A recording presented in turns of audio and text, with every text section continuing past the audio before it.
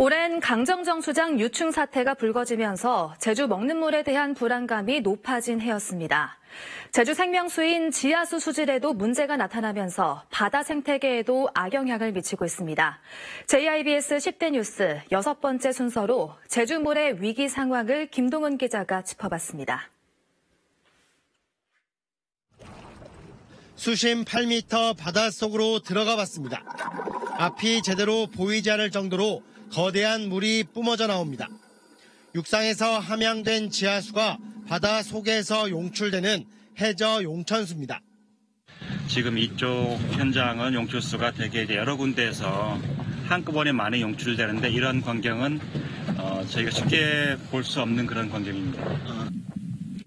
연간 제주에 내리는 빗물 39억 5천여만 톤 가운데 40%는 지하수로 함양되는데 이 지하수가 육상에서 나오면 용천수, 해안가나 바다 속에서 유출되면 SGD, 해저 지하수 유출이라고 합니다. 지하수 유출량은 어마어마합니다. 열화상 카메라로 촬영해보면 수온이 낮은 짙은 파란색의 거대한 물길이 나타납니다. 제주 전역에선 연간 최대 14억 톤으로 추산되는 지하수가 바다로 유출되고 있습니다. 함께 바다로 흘러드는 무기질소는 3만 톤가량으로 미국 콜로라도강이 수송하는 양과 맞먹습니다. 오염된 지하수들이 이게 바다로 이동을 하게 되면 환경오염이라든지 생태계 파괴, 부영양화, 적조 등의 문제를 발생할 수 있습니다. 근데 사실 어디서 그 물이 나온지 모르는 경우가 많아요. 지하수 상태가 나빠질수록 바다 생태계에도 상당한 영향을 미칠 수 있다는 얘기입니다. 제주도의 모든 연안 생태계는 지하수에 의해서 만들어지고 유지된다. 총영양염이라든지 중금속이라든지 방사능을 끌고 해양으로 수송하게 되니까. 문제는 제주 지하수 상황이 먹는 물 수질을 위협할 만큼 나빠지고 있다는 겁니다.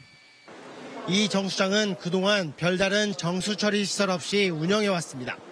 하지만 190여억 원을 들여 고도정수 처리시설을 설치할 예정입니다.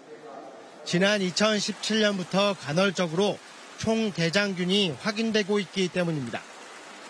고도정수 처리시설이 도입되면 상수도 생산 단가는 최대 3배나 오르게 됩니다.